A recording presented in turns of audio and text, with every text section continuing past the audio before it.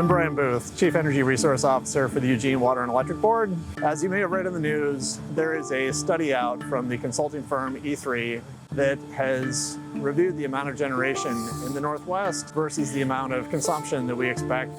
The results of that study are concerning.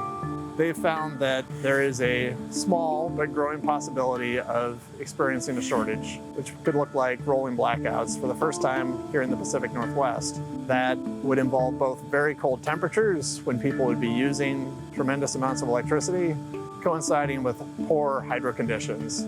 If this were to happen, under today's generating conditions, we could experience a shortfall as large as 9 gigawatts, which is roughly equivalent to the entire state of Oregon. This is an emergency that we need to avoid. If there were to be rolling blackouts for the first time in the Northwest, it could set the clean energy movement back a decade. In order to meet our climate goals, it will require customers to electrify. That means choosing electric appliances over those that use natural gas, gasoline, fuel oil. That means people choosing electric cars over gas cars. That means people choosing hybrid electric water heaters, induction cooktops, and electric heat pumps at their homes. In order to get our customers to choose electricity, they need to be able to count on it. Looking forward, we ourselves have a surplus of energy during the vast majority of the year. However, we do worry that there could be moments when the wind is not blowing, when the sun is not shining, those deepest, darkest, coldest hours of the winter, when the grid could be under a tremendous amount of strain.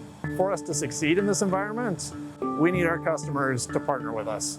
We'll be asking our customers, starting with some of our largest ones, to help us to manage load during these critical events.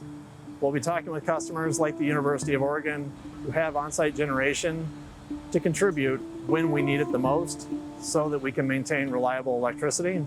EWEB is entering a new era of partnership where not only will we be asking our customers to rely on us, but we, EWEB, will need to rely on you.